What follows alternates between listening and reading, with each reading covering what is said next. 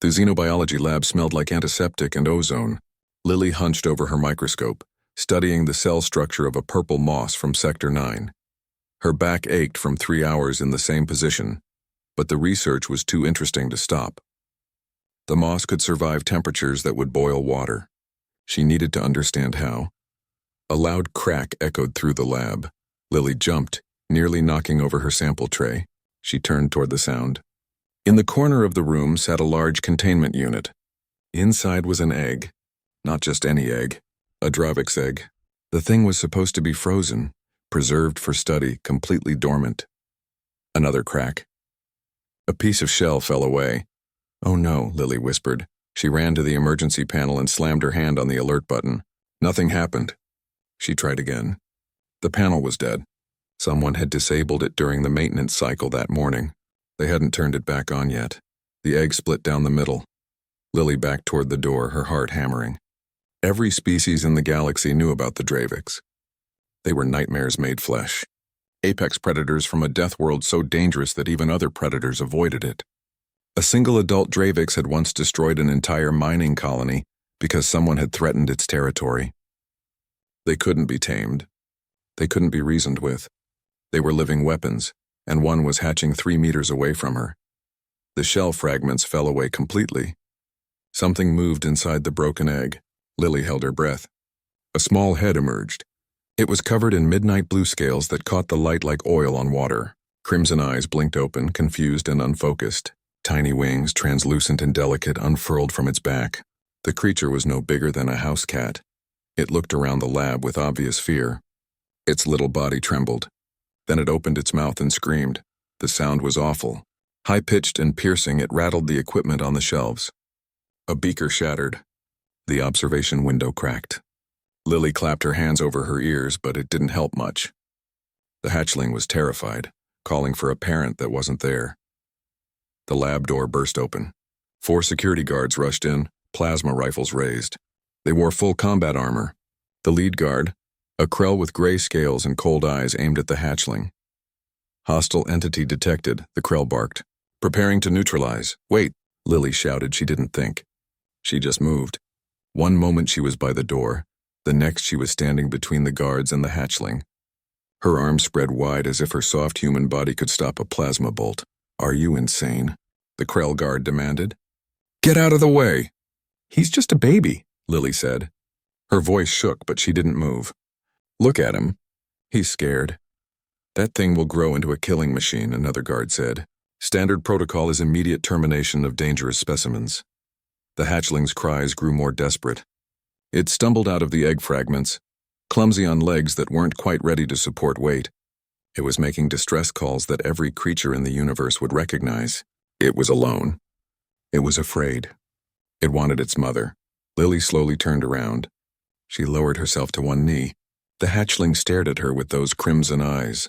Up close, she could see it wasn't just scared. It was exhausted. Hatching had taken everything it had. "Hey there," Lily said softly. "Hey, little one. I know you're frightened. I know this isn't where you're supposed to be." The hatchling stopped crying. It tilted its head, listening to her voice. "You're actually kind of cute," Lily continued. She knew she was probably about to die, but something in her couldn't let this happen. "Look at those tiny wings. And your scales are beautiful, like the night sky." She extended one hand very slowly. The guards behind her shouted warnings. She ignored them. The hatchling sniffed her fingers. Its breath was warm. Then, moving with careful deliberation, it pressed its scaled head against her palm. The gesture was so trusting, so vulnerable, that Lily felt tears sting her eyes. "There you go," she whispered. "See, not so scary. You're just a baby who needs someone to take care of you." The hatchling made a different sound now. Not a scream, but a soft chirp. It leaned against her leg, its little body still trembling. Without thinking, Lily reached down and scratched under its chin, where the scales looked softer. The hatchling's eyes closed. It made a rumbling sound that might have been contentment. Every person in the lab stared in silence. The door opened again. Director Vorna entered, a tall Krell female with silver scales and 3 ceremonial rings through her crest. She took in the scene with sharp, intelligent eyes. The shattered containment unit. The security team with weapons raised, Lily kneeling on the floor with a Dravix hatchling pressed against her side. Explain, Vorna said. The egg hatched early, Lily said. She kept her voice calm, kept scratching under the hatchling's chin. He was scared. That's all. Just scared. That is a Dravix, Vorna said flatly. They are not capable of forming attachments. Especially not to mammals. Then why is he purring? Lily asked. The hatchling was indeed making a deep rhythmic sound. Its whole body vibrated with it. It had wrapped its tail around Lily's wrist like a child holding a parent's hand. Vorna stared for a long moment. Then she tapped her communication device. Seal the xenobiology wing, she ordered. Quarantine protocols. I want every scientist on this station watching this. If this human has actually bonded with a Dravix, we're witnessing something that's never happened in recorded history. What do we do with them? The Krell guard asked. Put them in observation chambers, Vorna said. Full monitoring. If the creature shows any aggression, we terminate immediately. But if this bond is real, she paused. If this is real, everything we know about interspecies relationships just changed. Lily looked down at the hatchling. It gazed back at her with complete trust. I'm going to call you Ash, she said quietly, because you're the color of smoke and starlight. Ash chirped and nuzzled closer. The guards slowly lowered their weapons. History had just shifted, though no one quite understood it yet. 3 days had passed since Ash hatched. Lily sat on the floor of the quarantine chamber, tossing a rubber ball across the room. Ash pounced on it with the enthusiasm of a kitten, his small wings flapping uselessly. He hadn't figured out flying yet. Every attempt ended with him tumbling snout first into the padded floor. Good boy, Lily laughed as Ash brought the ball back, dropping it in her lap with pride. You're getting faster. Ash chirped and did a small circle, his tail wagging. The gesture was so dog-like that Lily had to smile. Nothing about his behavior matched what the galaxy believed about Dravix. He was playful, affectionate. He followed her everywhere, even to the bathroom, which made things awkward. The observation window lit up.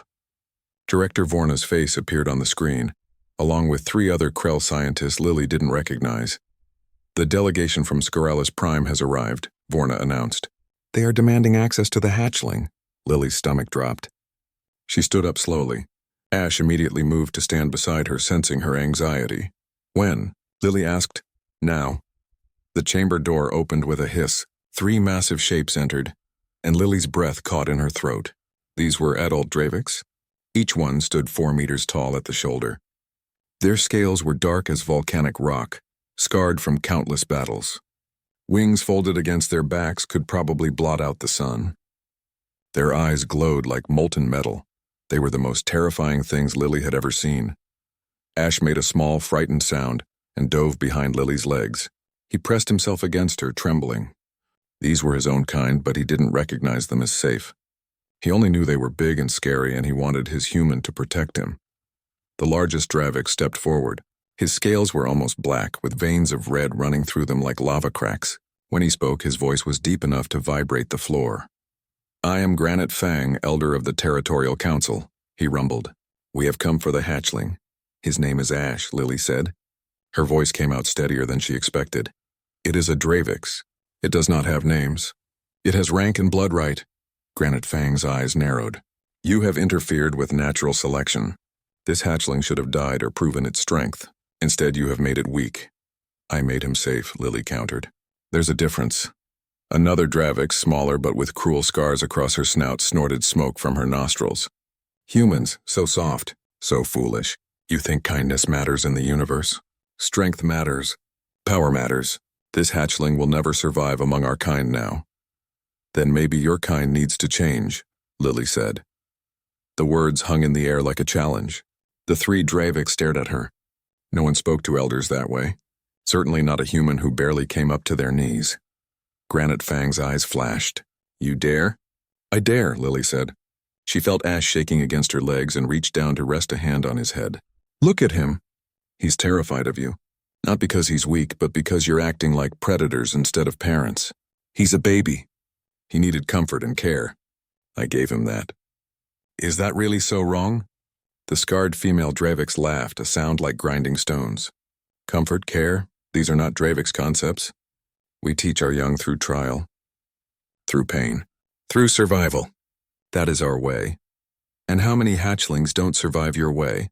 Lily asked quietly. Granite Fang's expression shifted. Something that might have been pain flickered across his ancient face. Too many, he admitted. Our population declines each generation. Hatchlings kill each other. They die from lack of control over their fire. They cannot master their hunting instincts and attack things that kill them in return. He looked at Ash. But this one lives. This one is calm. This one has bonded to a being not of our blood. How? I just treated him like he mattered, Lily said. I talked to him, played with him, made sure he felt safe. That's all. That's all, Granite Fang repeated slowly. You say it as if it is simple. It is simple. The elder moved closer. Ash's trembling increased. Lily wanted to run, but she held her ground. Granite Fang lowered his massive head until he was eye level with her. His breath smelled like sulfur and smoke. One bite could end her life. I will test this bond, he said. If it is true, if it is strong, then perhaps you speak wisdom. If it is false, if the hatchling turns on you as is natural, then we take him home and you do not interfere again. Agreed? What kind of test? Lily asked warily. Granite Fang reached out with one clawed hand. Before Lily could react, he grabbed her and lifted her off the ground. She gasped in pain and fear. Ash's reaction was immediate. The hatchling roared. It wasn't the scared cry from 3 days ago. This was pure rage. Ash's scales bristled, his wings spread wide, suddenly looking larger than they had any right to be, and from his small jaws came fire. Real fire, hot and bright and focused. The flame shot across the room and struck Granite Fang's arm. The elder dropped Lily in surprise. She hit the ground hard, the breath knocked from her lungs. Ash immediately positioned himself over her, wings spread in protection. He was tiny compared to the adults, but his fury made him seem larger. He hissed and snapped at any Dravix that moved. Granite Fang stared at his arm. The scales were scorched. No real damage, but the fact that a hatchling had managed to mark him at all was significant. He looked at Ash with new respect. Impossible, the scarred female whispered. Hatchlings cannot control their first fire. They burn wildly without aim, but this one targeted a threat with precision. He protected her, the third Dravix said, speaking for the first time. Like a parent protects a nest. Lily struggled to sit up. Ash turned his head to check on her, his eyes still blazing with anger. She touched his snout gently. I'm okay, she said softly. I'm okay, baby. You did so good. Ash's fire died out. He made a worried chirping sound and licked her face with a warm tongue. The fierce predator vanished, replaced again by an anxious child making sure his mother was unhurt. Granite Fang slowly straightened. He looked at Lily with something that might have been awe. Forgive me, he said. I had to know if the bond was real, if it would hold under threat. He bowed his head, a gesture of respect Lily suspected he rarely gave. It is real, more real than any bond I have seen in my 3 centuries of life. You hurt her to test that? Lily snapped, anger overriding her fear now. Yes, and I was wrong to do so. Granite Fang turned to the other Dravix. We leave the hatchling here. We observe, we learn. Perhaps this human knows something we have forgotten. You're letting him stay? Lily asked, surprised. I am asking if you will keep him, Granite Fang corrected, and if you will teach us how you did this. Our species is dying because we have forgotten how to nurture. You have remembered. That makes you valuable beyond measure. Lily looked at Ash, who gazed back at her with complete trust and love. Yes, she said. I'll keep him. And yes, I'll help. But no more tests. Granite Fang's rumble might have been laughter. Agreed, little human, agreed. Lily hummed while watering her collection of alien ferns. Ash sprawled across the floor of her lab, now the size of a large dog after 3 months of growth. His scales had darkened to a deeper blue, almost black in certain light. He watched her work with drowsy contentment, occasionally yawning to show rows of very sharp teeth. The botanist's lab had become their home after the quarantine ended. Director Vorna had granted special permission, mainly because separating Lily and Ash resulted in the dragon destroying everything in his vicinity while crying for her. It was easier to let them stay together. Pass me the nutrient solution, Lily asked. Ash lifted his head and looked at the shelf where bottles were organized. He carefully picked up the blue bottle in his jaws and carried it to her, gentle despite his strength. Lily scratched behind his ear ridges as a thank you. Ash rumbled with pleasure. They had developed routines. Small communications. Lily swore she could feel his emotions sometimes like an echo in her own chest. When he was happy, she felt warm. When he was upset, she felt agitated. It wasn't telepathy exactly, but it was something. The alarm shattered their peace. Red lights flashed throughout the station. An automated voice announced, "Security breach in progress. All personnel to designated safe zones." This is not a drill. Lily's heart raced. She ran to her computer terminal and pulled up the security feed. Her stomach turned. Armed figures moved through the corridors, stunning anyone who got in their way. They wore unmarked armor and carried military-grade weapons. Pirates. Had to be. Ash was on his feet instantly, sensing her fear. He growled low in his throat. "We need to get somewhere safe," Lily said, grabbing her emergency bag. She'd never actually expected to need it. Station Harmony was supposed to be neutral territory. No one attacked research stations. She headed for the door but stopped. Through the window, she could see 3 pirates moving down the corridor toward her lab. They were checking each room, looking for something. Or someone. "They're looking for valuable research," Lily whispered. "Or they're looking for you." She had become famous across the galaxy as the Dragon Keeper. Every news feed had covered the story. Of course, someone would eventually try to steal Ash. She'd been stupid not to prepare better. The door controls sparked. Someone was overriding the lock from outside. Lily looked around frantically. The lab had one other exit leading to the greenhouse section. She ran for it, Ash right behind her. They made it through just as the main door exploded inward. Shouts followed them. The greenhouse was Lily's sanctuary. Rows of plants from dozens of worlds created a small jungle under artificial sunlight. The air was humid and thick with the smell of growth. Ash's claws clicked on the metal walkway as they ran deeper into the foliage. She went this way. "Careful. The dragon is with her. So what? Tranquilizer rounds will drop it. We've got Dravik suppressors." Lily's blood went cold. Dravik suppressors were sonic weapons designed specifically to incapacitate the species. They caused extreme pain, disrupting the electrical signals in a Dravik's nervous system. If they used those on Ash, he would be helpless. She pushed through hanging vines and pulled Ash into a small alcove behind a massive tree fern. They crouched low. Ash's breathing was quick and shallow. He could sense danger, but he stayed quiet, trusting Lily's lead.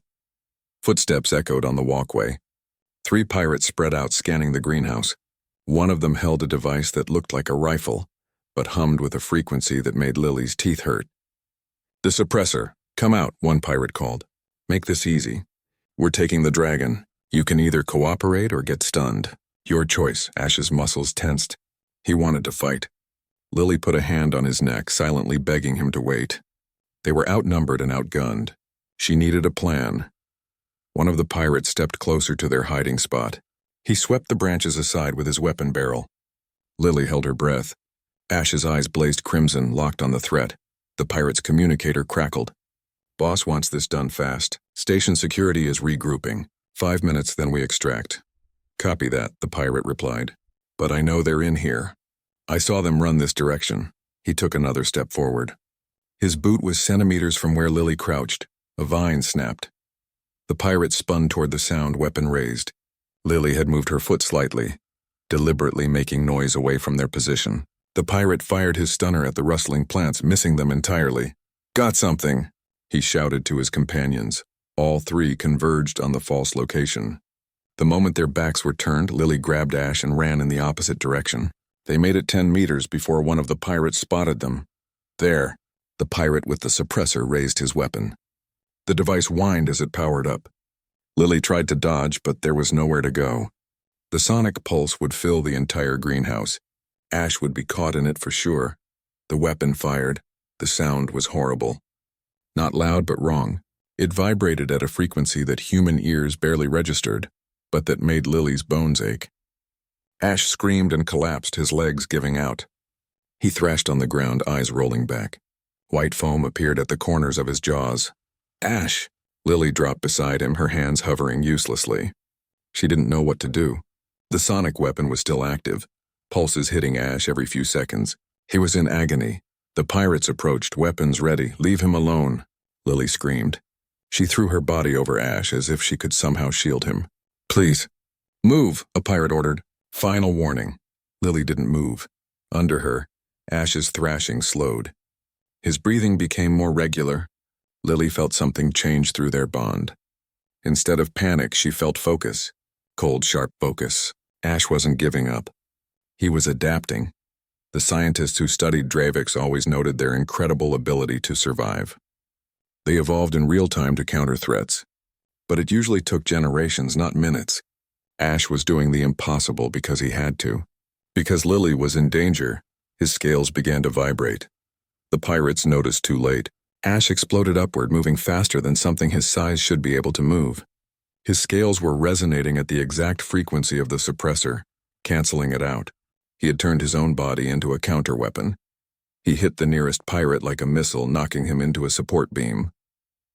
The man crumpled. The second pirate fired his stunner, but Ash dodged with serpentine grace. His tail whipped around and sent the weapon flying. His jaws closed on the pirate's armor, not biting through but holding firm. With one shake of his head, Ash threw the man across the greenhouse. The third pirate, the one with the suppressor, backed away in terror. He fired again and again. Ash walked straight through the sonic pulses without flinching. His eyes glowed like hot coals. He stopped 2 meters from the pirate and opened his jaws. Fire built in his throat, visible as an orange glow. "Ash, no," Lily called. Ash froze. The fire died in his throat.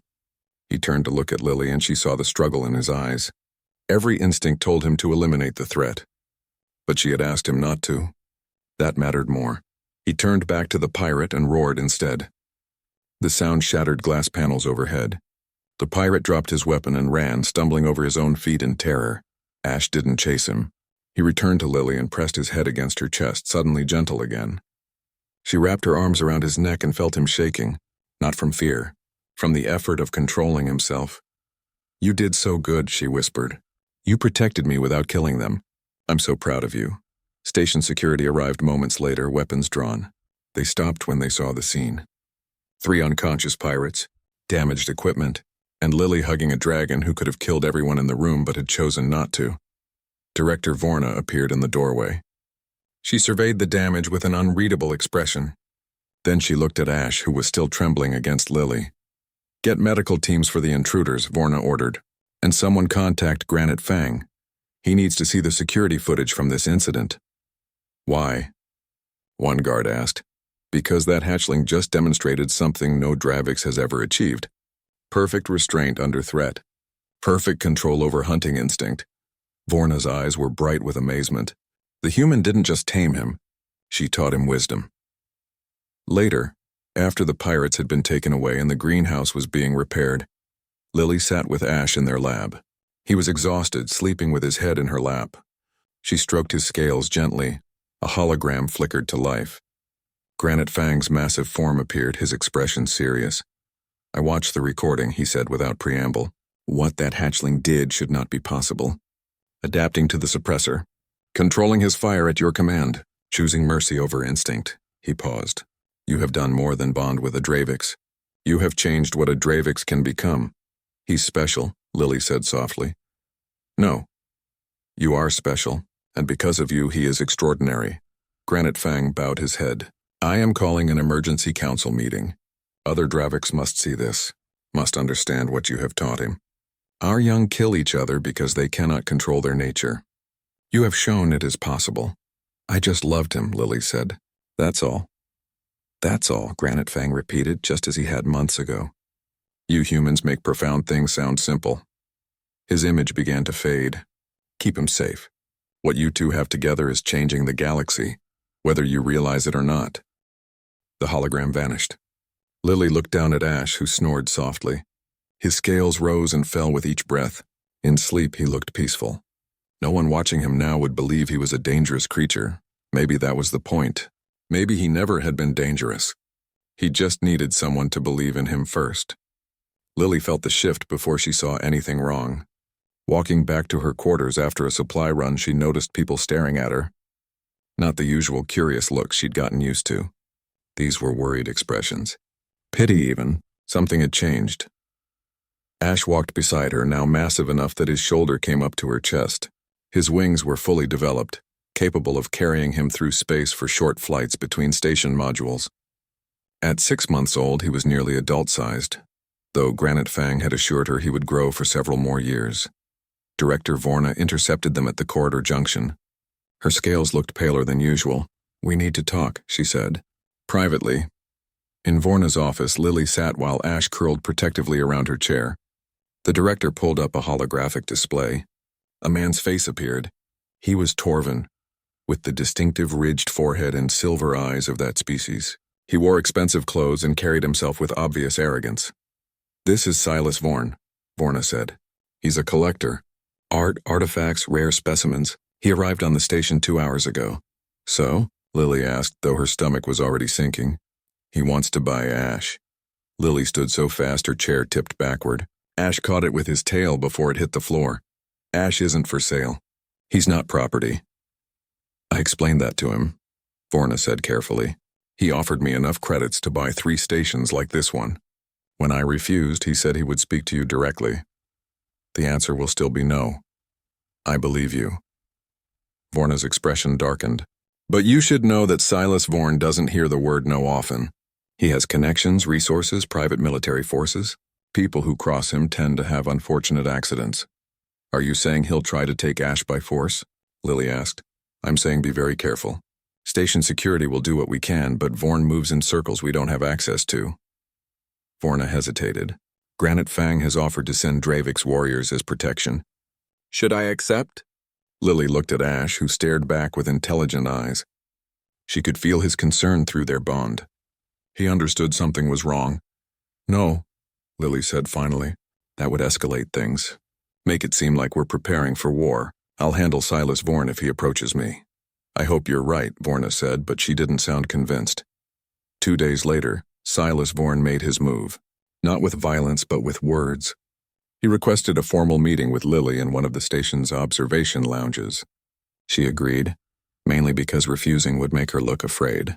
Ash came with her, of course. He never let her out of his sight anymore. Silas Vorn was everything Lily expected and worse. He sat in the best chair, positioned to catch the light from the nearby star, making him look more important. When Lily entered, he didn't stand. That alone told her what he thought of her. "Miss Lily," he said, his voice smooth as oil.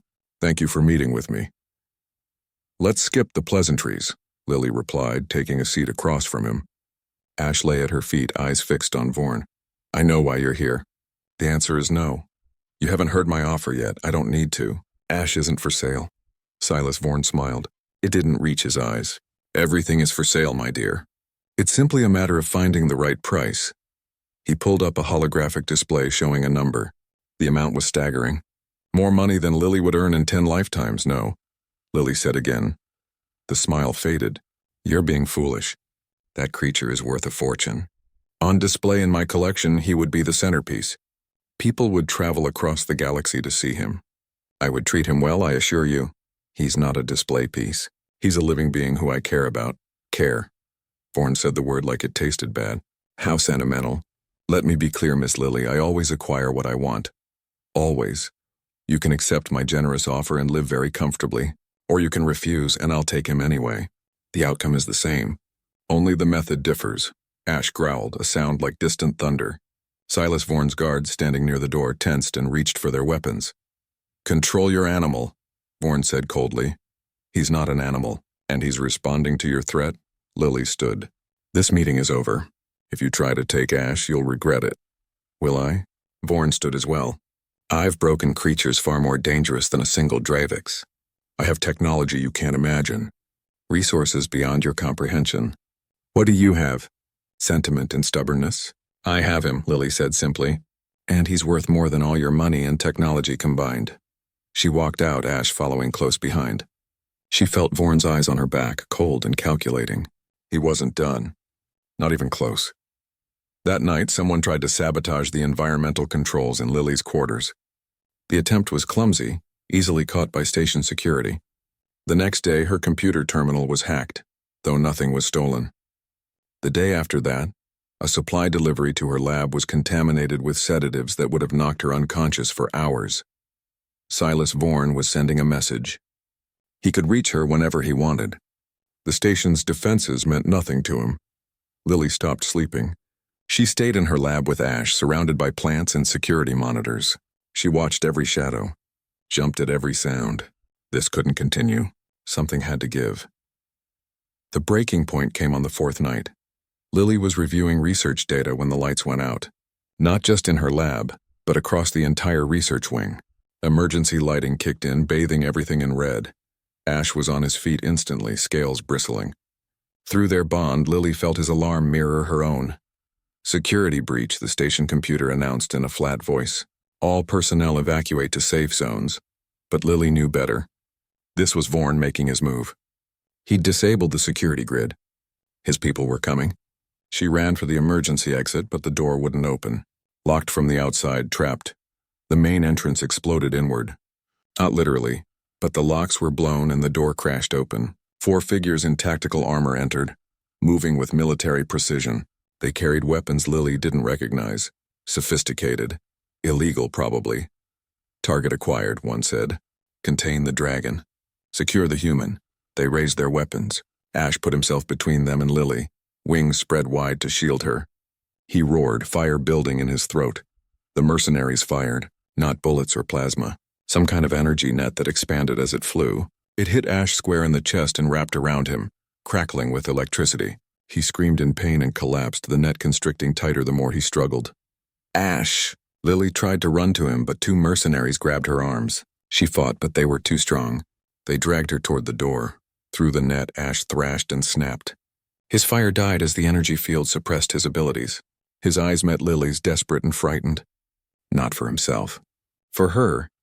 A hologram flickered to life in the center of the lab. Silas Vorn's face smug and satisfied. "I did warn you," he said.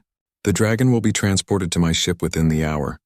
As for you, Miss Lily, you'll be released once we're safely away. Consider this a lesson in knowing when you're outmatched." Rage flooded through Lily. Not the hot, explosive kind. The cold, focused kind that sharpened her thoughts instead of clouding them. She stopped struggling. The mercenaries loosened their grip slightly, thinking she'd given up. She remembered what Granite Fang had taught her about Draviks. They were connected to their bonded through emotion. If she panicked, Ash would panic. If she fought mindlessly, so would he. But if she centered herself, found calm in the chaos, he would feel that too. Lily closed her eyes and took a breath. Then another. She thought about the first day Ash hatched. How scared he'd been. How she'd gentled him with soft words and patience. She pushed that memory through their bond as hard as she could. She felt Ash receive it. His thrashing slowed. His breathing steadied. "Stay calm, baby," she whispered, knowing somehow he would hear her. "I'm right here. We'll get through this. Just listen to my voice." The energy net crackled and sparked. Ash's scales began to resonate, just like they had with the sonic suppressor. He was adapting again, learning. The net was designed for normal Draviks, but Ash wasn't normal. He'd been trained by a human who taught him to think, not just react. The net shattered. Ash exploded upward, moving so fast the mercenaries barely had time to register it. He didn't attack them directly. Instead, he grabbed Lily with his claws, gentle despite his speed, and leaped toward the broken door. His wings snapped open, catching the air. Energy bolts flew past them as they escaped into the corridor. Ash ran on all fours. Lily clutched safely to his chest. Behind them, the mercenaries gave chase, but they were slow compared to a motivated Draviks. Ash burst through a window into one of the station's open-air gardens. He spread his wings fully and jumped. For a terrifying moment, they were falling. Then his wings caught an updraft and they soared between the station's rotating sections. He flew to the main security hub and crashed through the entrance, startling Director Vorna and 3 guards. "They're trying to steal Ash," Lily gasped as soon as Ash set her down. "Silas Vorn, he disabled your security grid. His people are in the research wing." Vorna's expression turned to stone. "Lock down the station. Alert the Galactic Authority. And someone get me Granite Fang. Now." It took 20 minutes to round up Vorn's mercenaries. They surrendered when they realized the entire station security force and a very angry dragon were hunting them. Silas Vorn himself was found trying to reach his ship. Granite Fang's hologram appeared just as security dragged Vorn into custody. "You dared to attack a bonded pair," the elder said, his voice like grinding mountains. "You violated sacred trust. The Dravik's Territorial Council demands jurisdiction. We will see justice done." Silas Vorn's arrogance finally cracked. He looked terrified. Later, Lily sat with Ash in their lab, now with triple security. She leaned against his side, exhausted. He wrapped a wing around her protectively. "You saved me," she said softly. Again, Ash rumbled and nuzzled her hair. Through their bond, she felt his response clearly.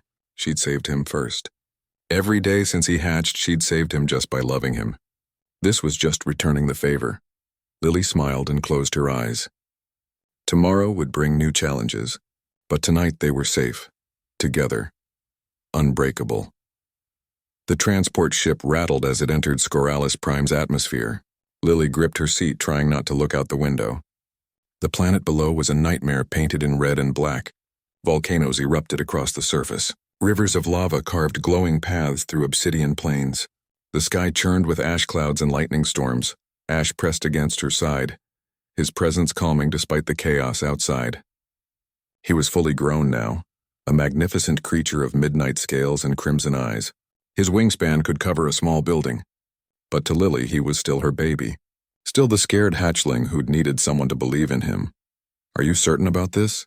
Director Vorna asked from across the cabin. She'd insisted on accompanying them along with 2 security officers. The Draviks have never allowed outsiders on their homeworld. "What they're asking you to do is unprecedented." "I know," Lily said. She wore an environmental suit designed to filter the toxic atmosphere. Even inside the ship, the temperature was uncomfortably high. "But if I can help their hatchlings survive, I have to try." The ship landed on a plateau of cooled lava. The moment the ramp lowered, heat slammed into them like a physical force. Lily's suit compensated, but she could still feel the intensity. How anything lived here was beyond her understanding. Granite Fang waited at the base of the ramp. He wasn't alone. Dozens of adult Draviks surrounded the landing zone. Some looked curious. Others looked hostile. Lily could feel the weight of their stares. She was the first human to stand on Scoralis Prime, the first outsider to be invited here in centuries. "Welcome," Granite Fang rumbled. He lowered his head in respect. "You honor us with your presence." "Thank you for inviting me," Lily replied. Her voice sounded small in the vast, harsh landscape. "Come, the council awaits." They walked across the volcanic plain surrounded by Draviks. Ash stayed close to Lily, his wings partially spread in a protective stance. The other Draviks gave him respectful distance. Word of his bond with Lily had spread throughout their society. He was famous, a legend in his own kind's eyes. The council chambers were carved into the side of an active volcano. The interior glowed with natural heat. Lava flowed through channels in the walls, providing light and warmth. 5 elder Draviks sat on stone thrones, their scales marked with scars from countless years of survival. The central elder, larger than even Granite Fang, spoke first. Her voice was ancient and tired.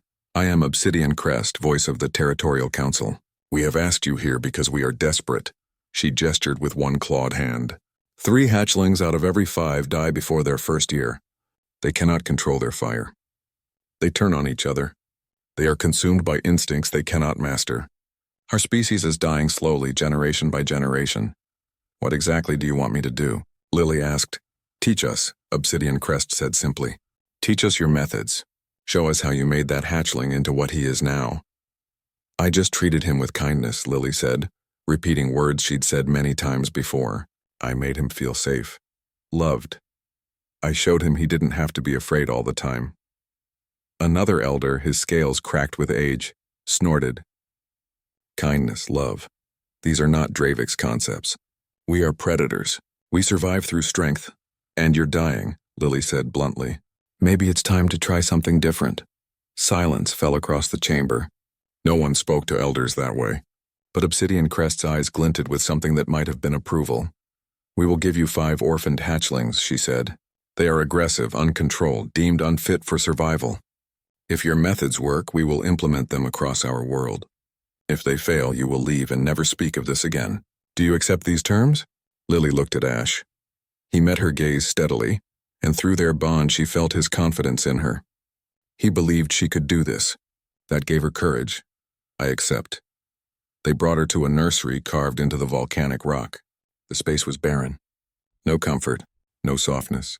Just hard stone and extreme heat. 5 hatchlings huddled in separate corners, hissing at each other. Each was covered in scars. They'd been fighting constantly, The hatchlings ranged in size and color. 2 were dark red, 1 was gray as ash, 1 was deep green, and the smallest was almost white with black markings. That last one caught Lily's attention. It stayed furthest from the others, clearly the target of most aggression. "They will attack you," Granite Fang warned. "Be careful." Lily removed her helmet. The air was breathable here barely, though it burned her throat. She wanted the hatchlings to see her face, to understand she wasn't a threat. She sat down on the stone floor, making herself small and non-threatening. The hatchlings stared at her, confused, curious. No one had ever sat with them before. "Hey there," Lily said softly, using the same gentle voice she'd used with Ash. "I know you're scared. I know you're angry.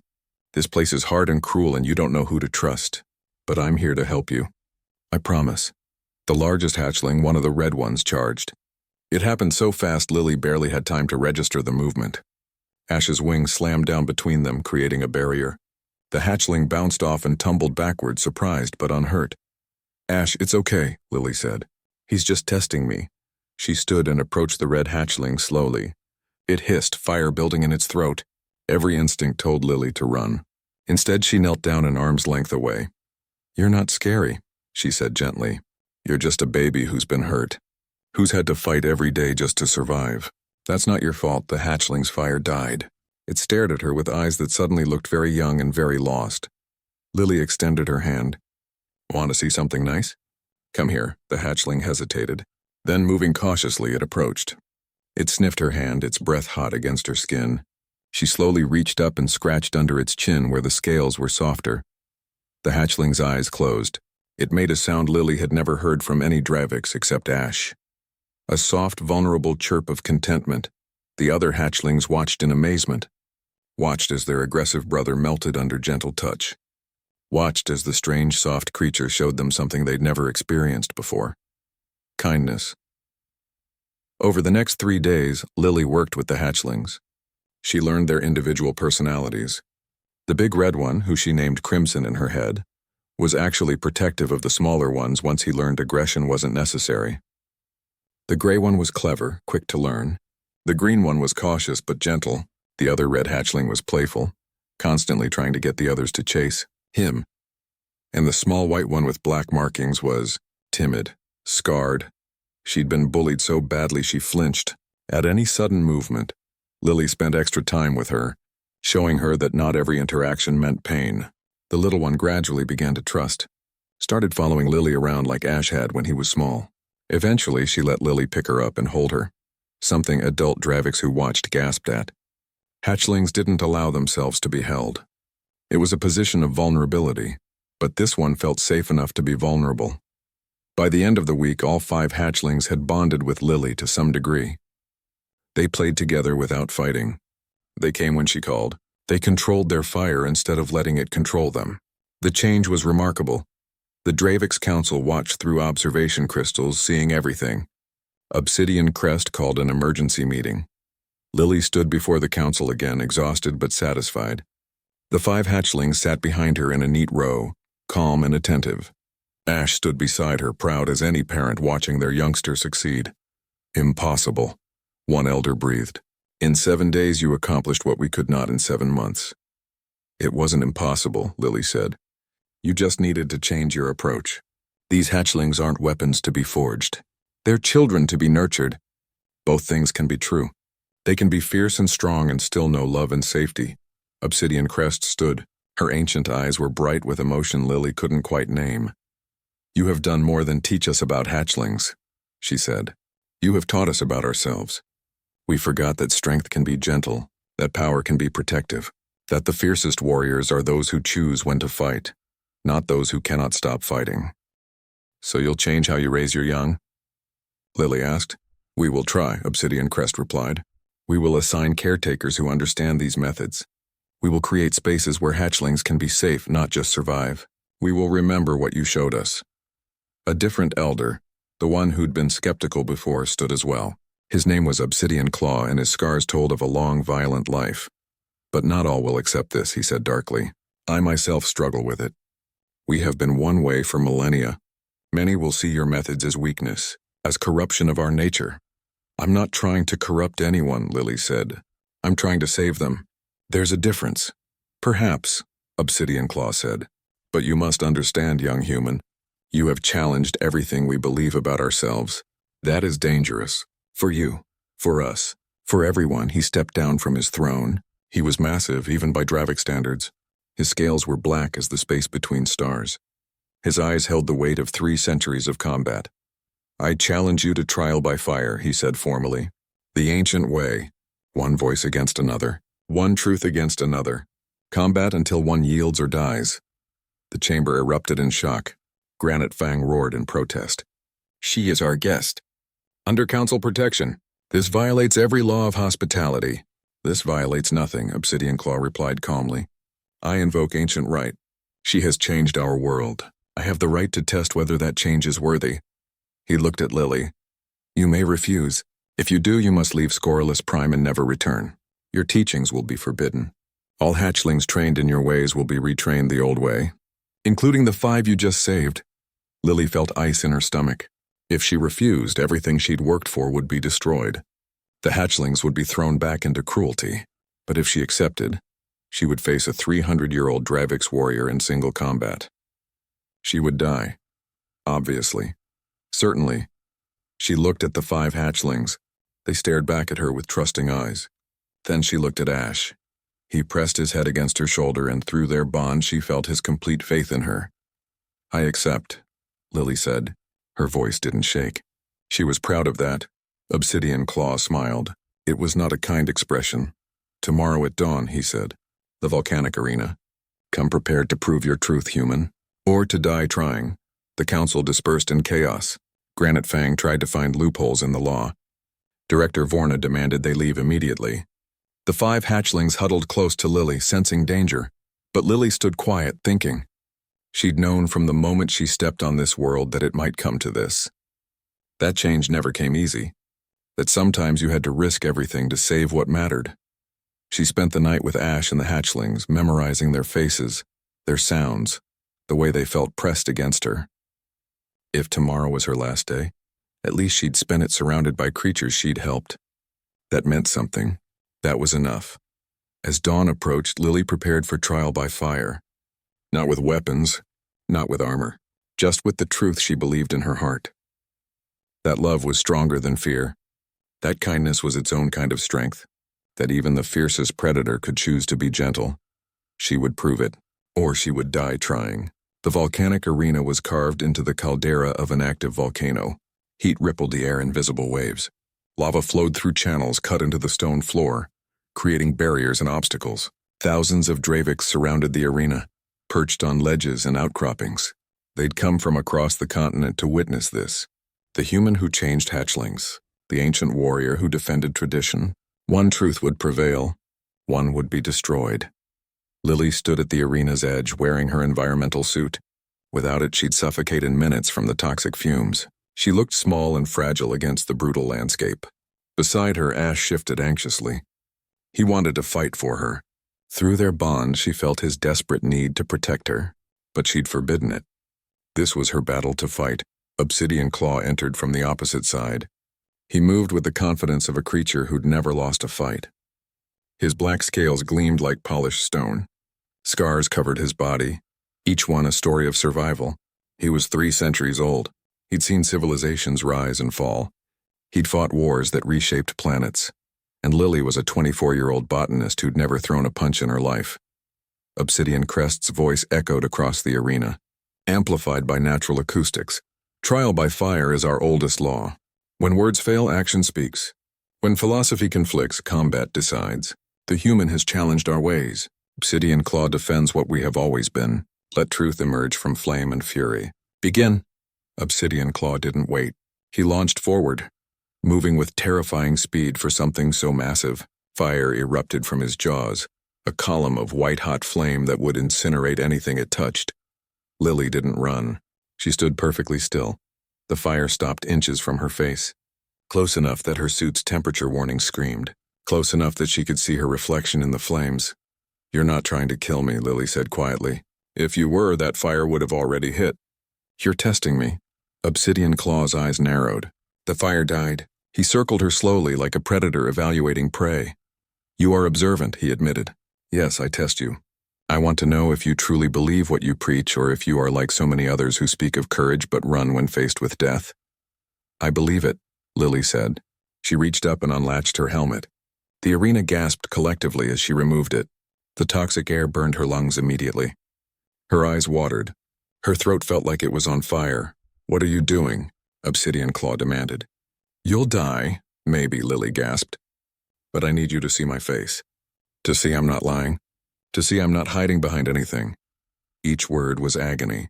The air was poison to human lungs. She had maybe 3 minutes before she passed out. 5 before brain damage. You think I make your species weak? You're wrong. She stepped forward, her legs shaking. Not from fear. From lack of oxygen. Ash has faced pirates, mercenaries, weapons designed to destroy Dravix. He's won every time. Not because I made him weak, but because I taught him to think, to choose, to control his power instead of being controlled by it. She took another painful breath. That's not weakness. That's wisdom. That's the difference between surviving and thriving. Obsidian Claw watched her struggle to breathe. He could end this with one swipe of his claws. One burst of flame. But he didn't move.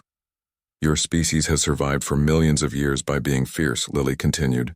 Her vision was starting to blur. But surviving isn't enough anymore. The galaxy is changing. Species that can't adapt go extinct. You're dying out because you're stuck in old patterns. Because you see cooperation as weakness. Because you'd rather die alone and strong than live together and stronger. She fell to one knee. Couldn't help it. Her body was shutting down. But she kept talking. I love Ash. I love those 5 hatchlings. I would die for any of them. Not because they're weak. Because they're precious. Because life is precious. Because choosing to protect something is the bravest thing anyone can do. Obsidian Claw's expression was unreadable. He lowered his massive head until his eyes were level with hers. Why do you not fear death, human? He asked. The same question he'd asked through intermediaries before. But now he asked it face to face. You stand in my shadow. You breathe poison. You know you cannot win this fight. Why do you not run? Lily's lips were turning blue. Her hands trembled from lack of oxygen, but she smiled. Because I believe in what I teach, she whispered. Because Ash taught me something too. He taught me that love and loyalty are stronger than fear. That bonds between people matter more than anything else. That protecting what you care about is worth any risk. She collapsed. Couldn't stay conscious anymore. Her body hit the stone floor hard. Through fading awareness, she heard Ash roar in anguish.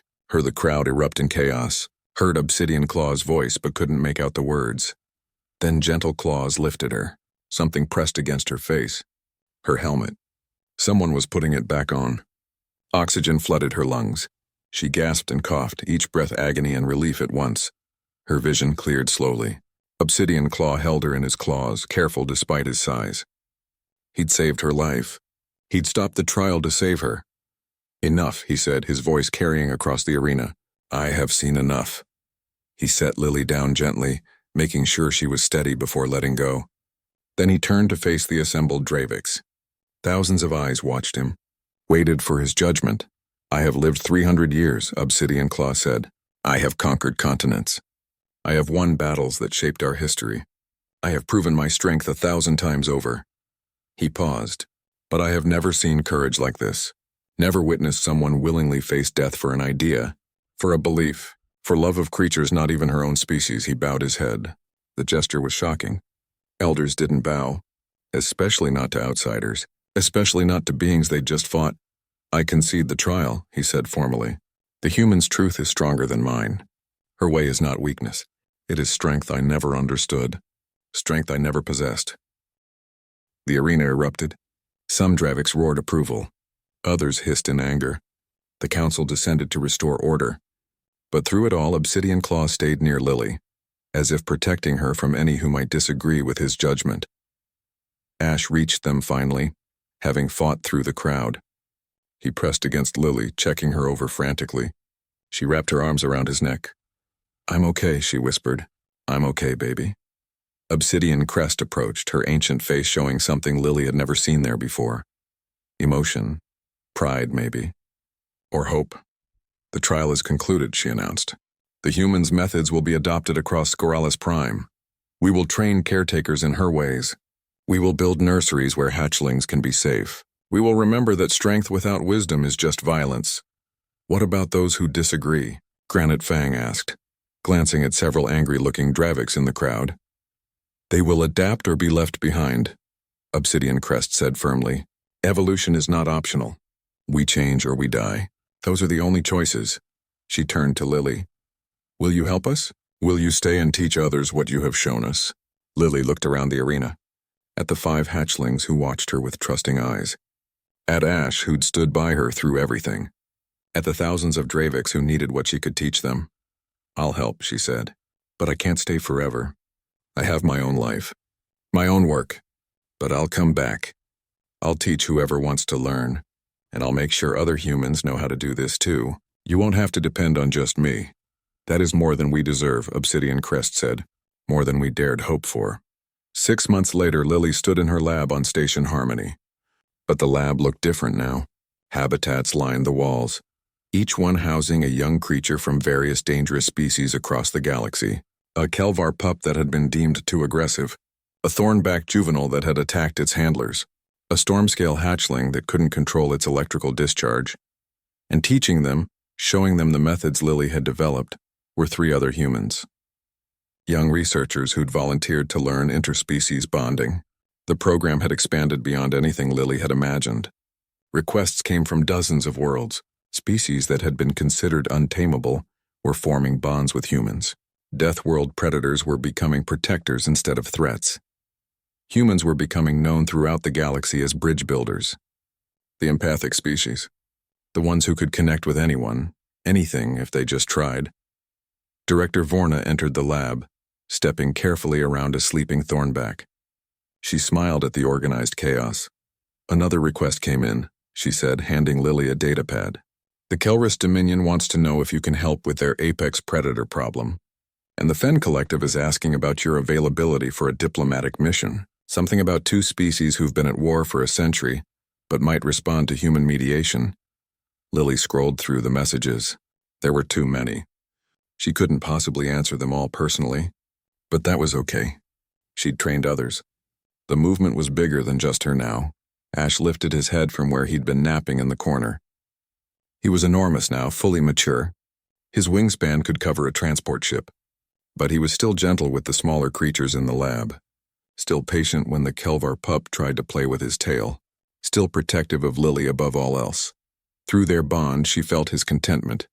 His pride in what they'd built together. What do you think? Lily asked him. Should we take on more missions? Or are we doing enough already? Ash made a thoughtful rumbling sound. Then he stood and walked to the window. He looked out at the stars, at the vast galaxy full of species who needed help understanding each other. He looked back at Lily and chirped. The same sound he'd made as a scared hatchling, all those months ago. The sound that meant yes. That meant trust. That meant he'd follow her anywhere. Lily laughed and joined him at the window. She scratched under his chin and he purred. Okay then, she said. We'll keep going.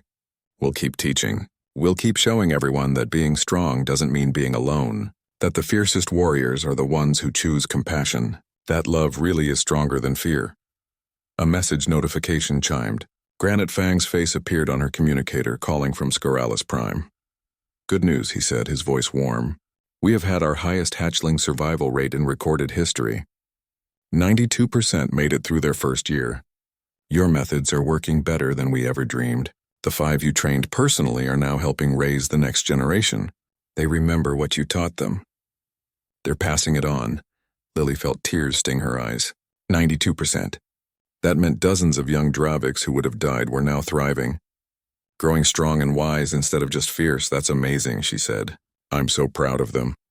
They speak of you often, Granite Fang continued. The white one with black markings especially. She says you saved her life twice. Once when you showed her kindness, and once when you proved that kindness wasn't weakness. She wants to meet other humans. To learn how to bond with other species like you, bond with Ash. Send her my way, Lily said immediately. I'd be honored to teach her. After the call ended, Lily stood quietly for a moment. She thought about the scared botanist she'd been a year ago. The one who'd just wanted to study plants and stay out of trouble. The one who'd never imagined she'd change the galaxy. But that's exactly what had happened. Not through weapons or technology or force. Through compassion.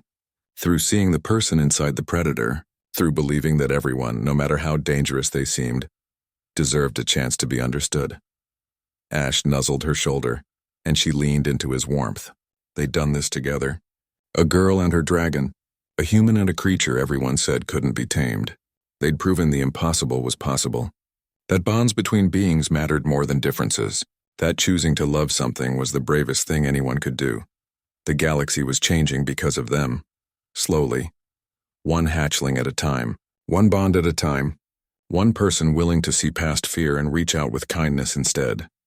It wasn't easy. It would never be easy. But it was worth it. Because somewhere on a death world far away, 5 young Draviks were teaching other youngsters to be strong and gentle at the same time. Because predators across the galaxy were learning they could choose protection over violence. Because species that had been enemies for generations were starting to talk instead of fight. Because one human girl had looked at a scared baby dragon and said, "You're actually kind of cute," and meant it. That simple moment of compassion had changed everything. Had saved countless lives. Had built bridges across the stars.